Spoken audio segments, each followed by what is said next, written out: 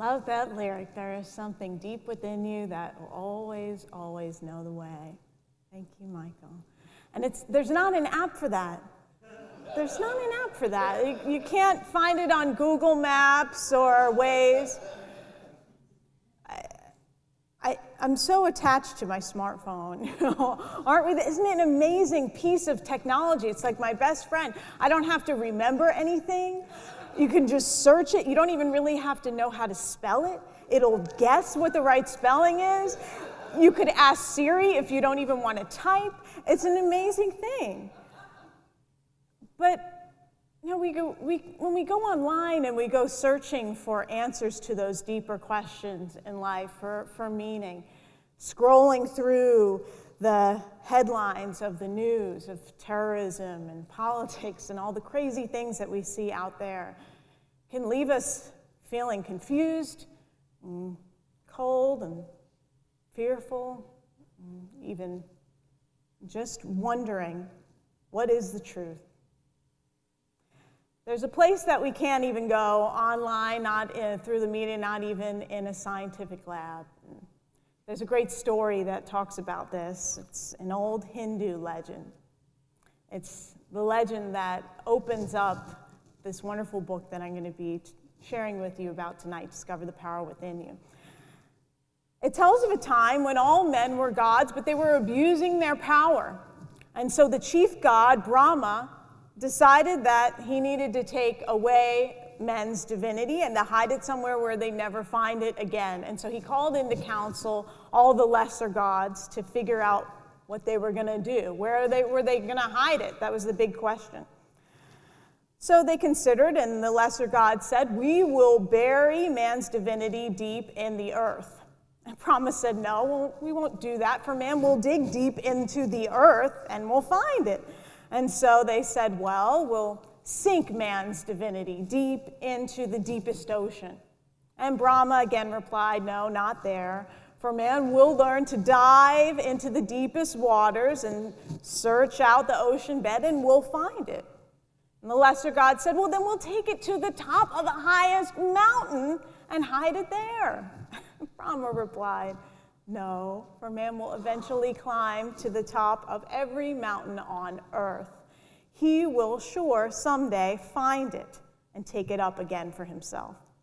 And so the lesser gods gave up and they concluded, we don't know where to hide it because there seems to be no place on earth or in the sea that man will not reach. Then Brahma said, here's what we'll do with man's divinity. We will hide it deep down within himself, for he will never think to look for it there. And ever since then, the legend concludes, man has been digging and searching and flying and exploring for something that was already always within himself.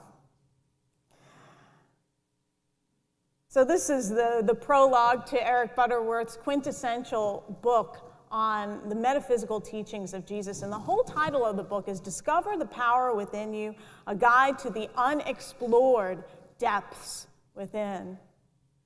2,000 years ago, there was a man who explored the depths within, and he discovered his divinity, and he shared his secret. And the reason we don't all seem to know about it is because the religion that sprung up around his teachings has made it the best kept secret of all time. Our inner divinity wasn't something that Jesus was born knowing. That's what I thought when the way that I was raised in traditional Christian, Catholic church. I thought that he just always knew he was the Son of God. But Eric Butterworth explains that he discovered he discovered this at some point in his life. It wasn't something that he would have been taught in the religion of his upbringing, which was Judaism. But like the lyrics of the song, there is something deep within that will always, always know the way. Do you remember what your earliest dreams were for your life? When you were a kid, maybe? I think that the earliest dreams that we have for our lives are usually that we would do something that brings us joy, that would be fun to do, right? Well, what I loved to do when I was a gosh, as early as I can remember, as I loved to sing and dance. I was singing just kind of as soon as I could just talk. My sister has recordings of me singing, and started taking dance lessons when I was 4 years old. It was fun, and it was just an extracurricular activity for me until when I was in high school, I started attending a performing arts camp, and I started to think that maybe I could do this as something a little more seriously. And so I started up with more intense training, and I was getting cast in leads in high school plays, and then got involved in community theater, some semi-professional community theater shows, and I'm like, oh, this is maybe something more than just something fun to do. But I wasn't sure if this was really the dream for my life, and so I kind of put it to the test. And when I was graduating high school, I was looking for colleges, I thought, all right, well, if I get a scholarship to college for theater, then that must be what I'm meant to do. But if I don't, then I'll look into something else. And so I auditioned for a bunch of different theater programs at different colleges, and I was offered a scholarship in theater and in music. And so I was, all right, I guess this is going to be my dream, and this is my answer from the universe that I need to go follow it.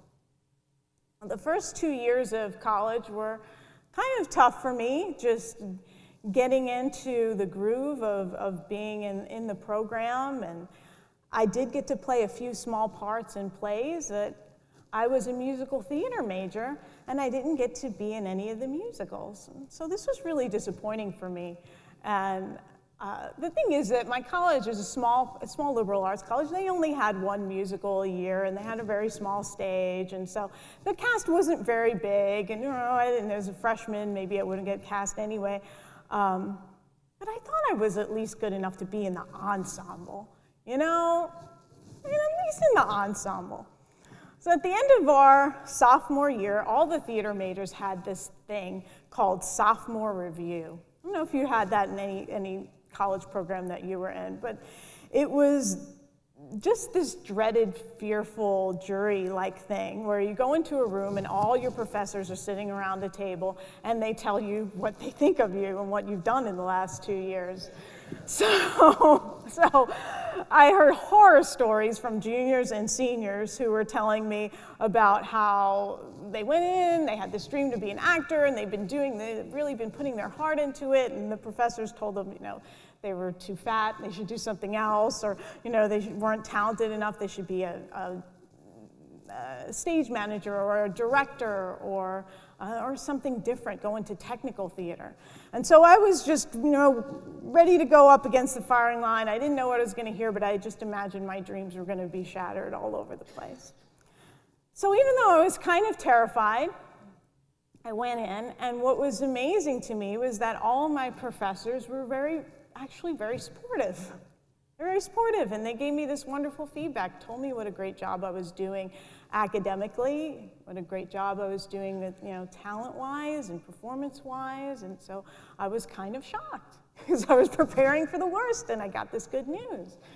And so now this really confused me, because if they liked me so much, why wasn't I in the musicals?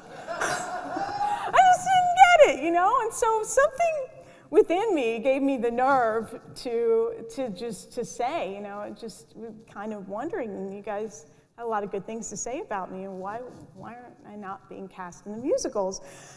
And so my dance professor, who's the choreographer of the musicals, said to me, well, we can't put you in the ensemble because you just really stand out too much. And it was interesting that I had the nerve again to say, well, maybe I should be cast as the lead. So I don't know if they thought that this was a smart-ass response, but I really didn't intend it this way. Trust me, I didn't have a lot of confidence, but it just was like something awakened within me that said, my dream was just too small. All I was seeing myself as is doing these small parts, and maybe I could be in the chorus, but maybe I just didn't even know my own self enough that I could play a lead role, that I could step into something bigger in my life. It was really a turning point for me. And after I had that experience, I went on to do my first summer stock job that summer, and I did another one, and then I got a full scholarship to get an MFA in acting, and I went on to do quite a number of leading roles in musicals and plays and professional theater.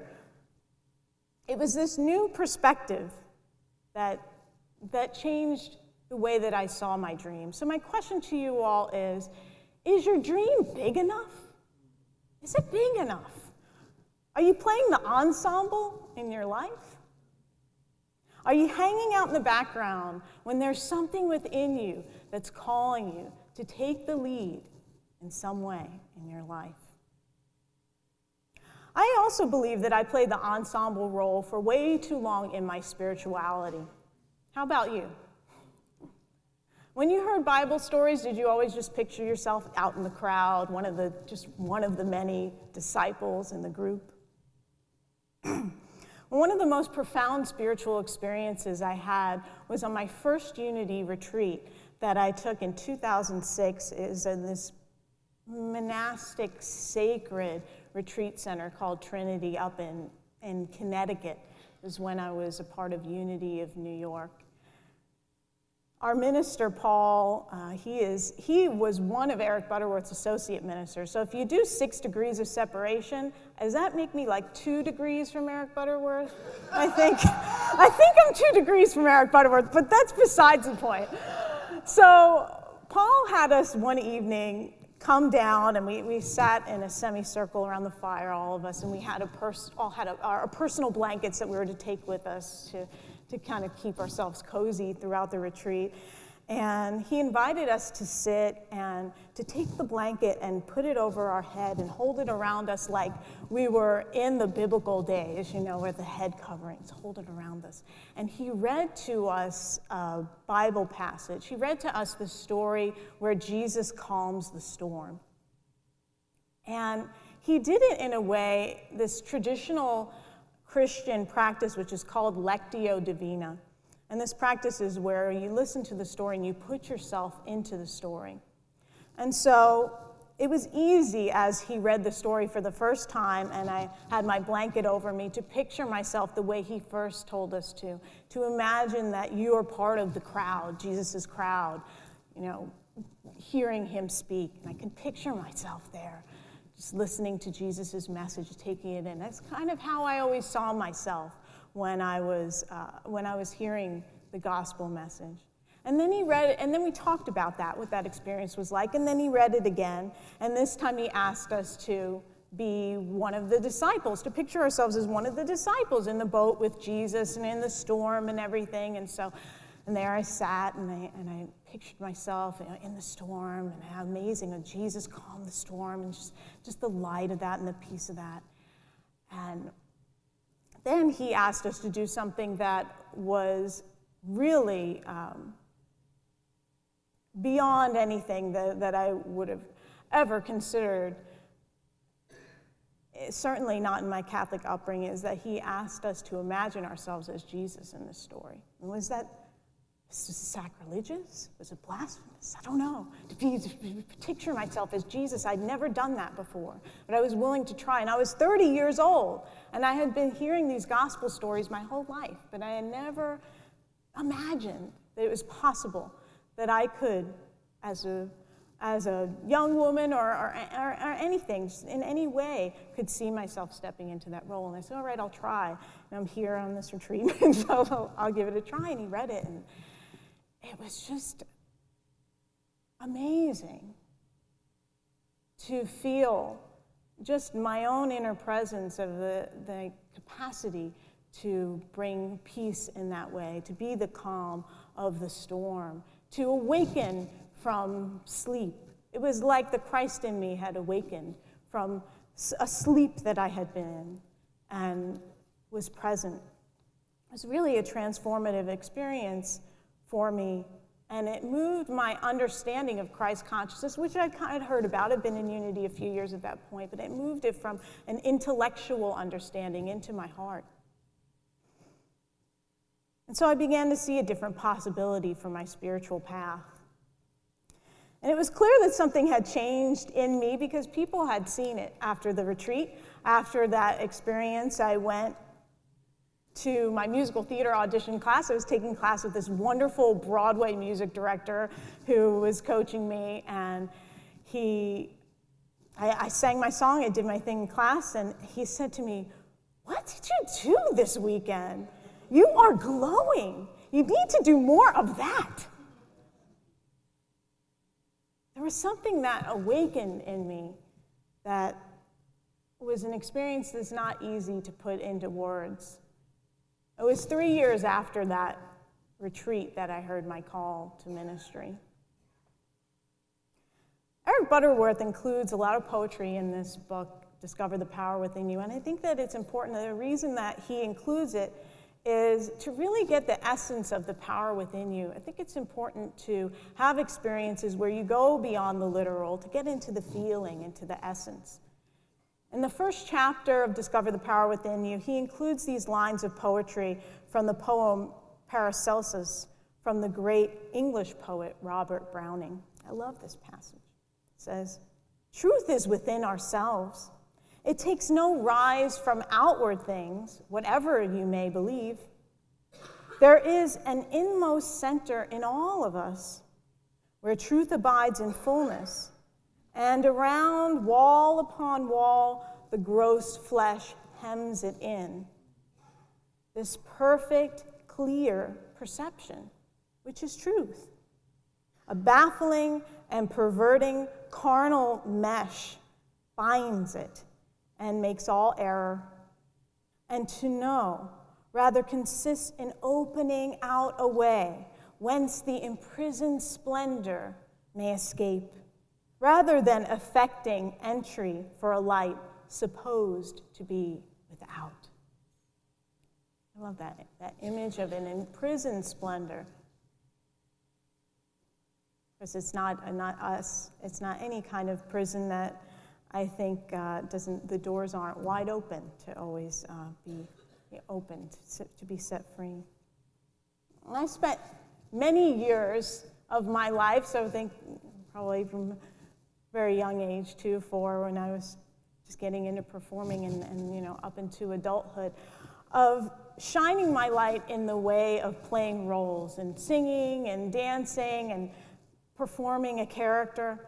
And it was all wonderful. So it was just wonderful. It was joy. But it lacked a certain wholeness because it was something that I was doing, but it wasn't who I was.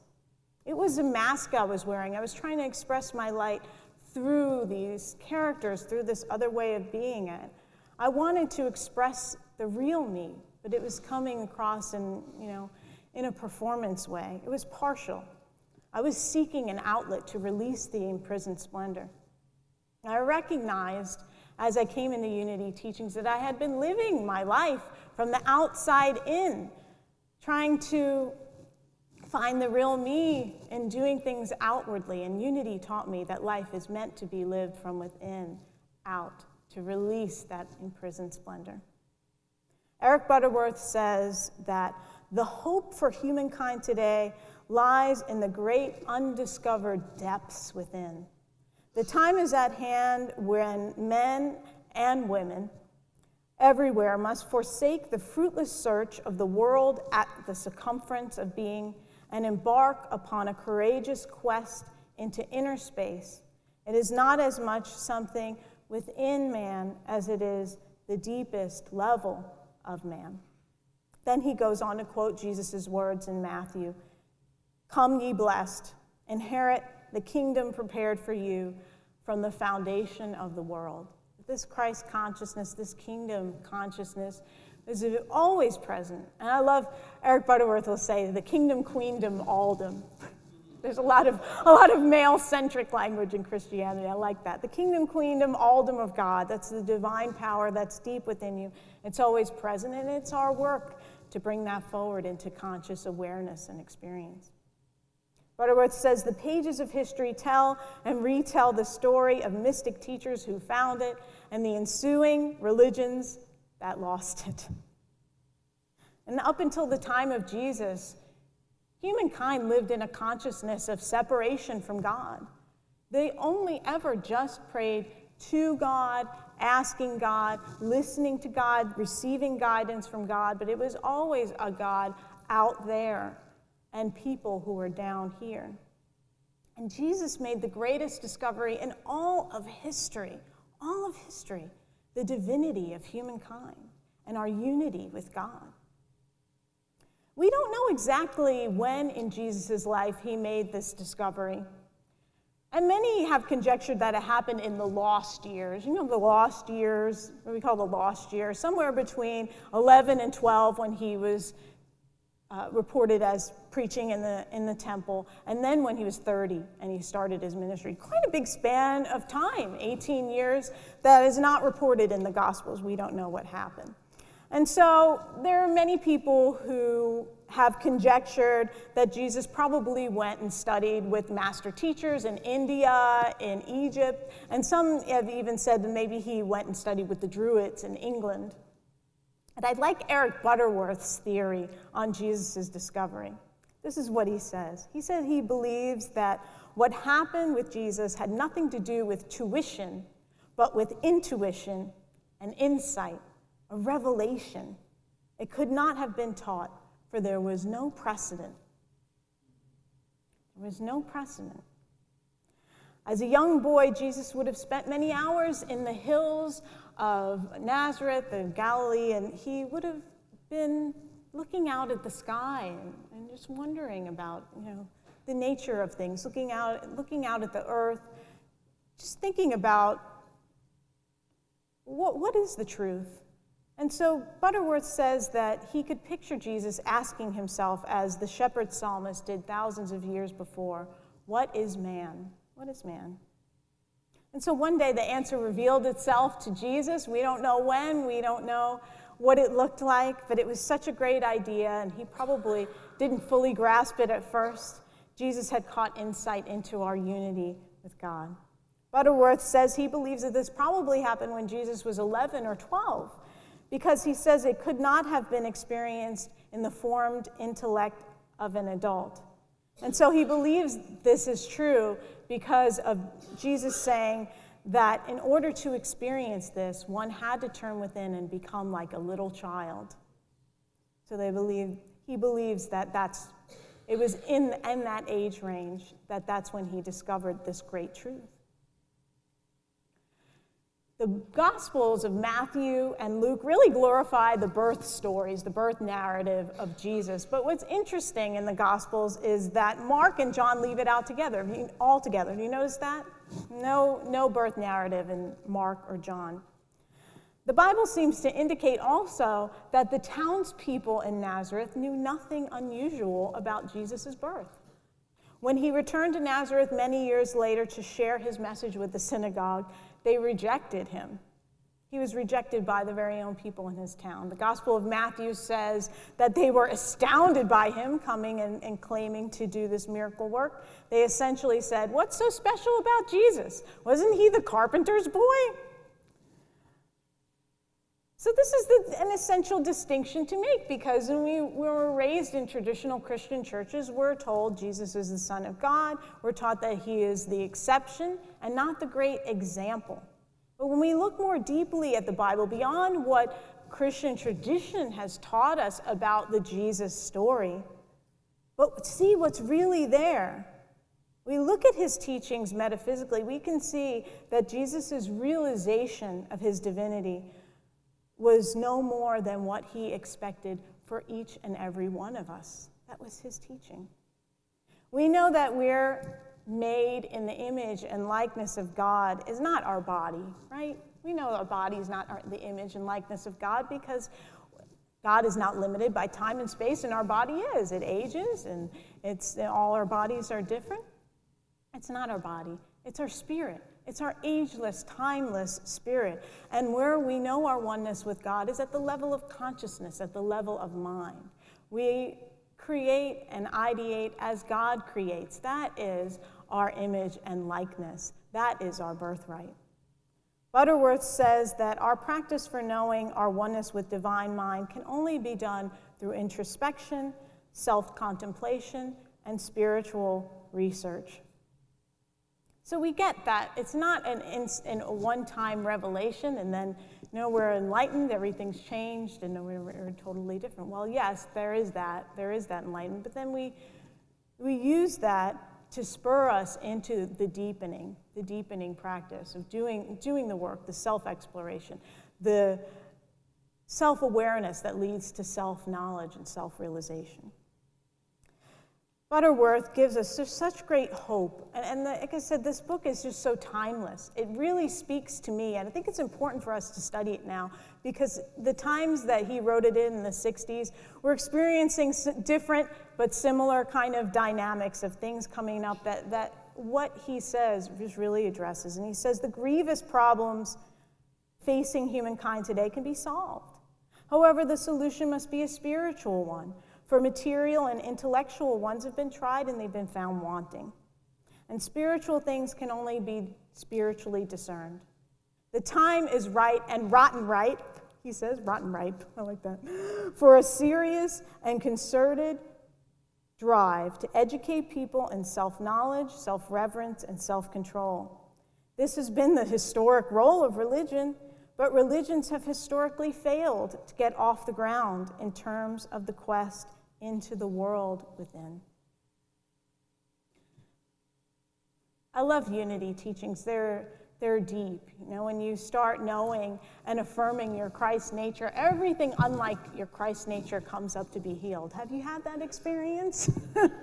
I have, and it's amazing about ministry is that it really brings it to light because we're doing this work and we're affirming it. And so I'm grateful to be doing this healing work, even when, sometimes I might be crying at my desk. But it's okay, it's good, it's healing, it's very healing. Unity gives you the tools to do that work. It's a process of consistent self-awareness. And so I invite you to, if you're interested, I hope that you come and join me for my class, or really any of the classes that we have here. But in the class, we're really going to be able to go deeper into the work of Discover the Power Within You, and really get to apply it into your own life. This is the first part of a 2-part series. I could probably give like a 52-part series on this book. It's so deep and rich. There's so much to it. And so next week, I'll be getting into more of Jesus' teachings and the keys in those teachings to discovering the power within you. These teachings are really also calling to me at this time because there's something new, like Michael was saying, there's something new that's wanting to be born at Unity of Houston. Don't you feel that? The energy of that? And what's new that's wanting to be born is going to require us to call forth that power that is within each of us. So I ask that you join me in doing that. And what I commit to you to do is that I have this deep longing, I guess, a deep desire. I've shared it with Michael, just to really be known for who I am, just really the truth of who I am. So much of my life, I was known as a performer and liked for what I did and singing, dancing, acting. And in this ministry, I've really just only been a minister. I've done a little singing here and there, but really just known as a minister. And I feel like it's been my soul's path, really, to be here as really myself and for you to get to know me that way. And so I commit to you as we grow into this new unfoldment of what Unity of Houston is and who we are, that I commit to continue to show up authentically and in vulnerability, just really being myself. And so I invite you to join me in that. I don't know what that's going to look like because I'm just really open to my spiritual unfoldment, and so I hope that you'll be open too. Are you willing to do that? Thank you. Thank you. Because we need community. Jesus always had community around him. He wasn't just off kind of on his own doing his thing, shows up, he gives a talk. He's always had his disciples around him, his community around him. I believe that the unfoldment of this new consciousness, or this not new, old and new, that's always within us, that it requires community. And so I invite you just to keep opening up yourself to those in our community. Make yourself known. Get more involved. Deepen yourself through classes. Volunteer. Maybe if you've been volunteering, it's time to step into leadership in a bigger way. Whatever is calling you that feels joyful and wonderful and connecting, I want to know you more, and I know we all want to be known in the way that I want to be known for who I am. And so I invite you, as we close out this time together, to join me in a few affirmations from Eric Butterworth. Can we do that? Yes. Okay. Here he has, I claim the divine power within me. I claim the divine power within me. I know the truth that sets me free. I know the truth that sets me free. I am Christ. I am Christ. I am divine. I am divine. And so it is. So it is. Namaste.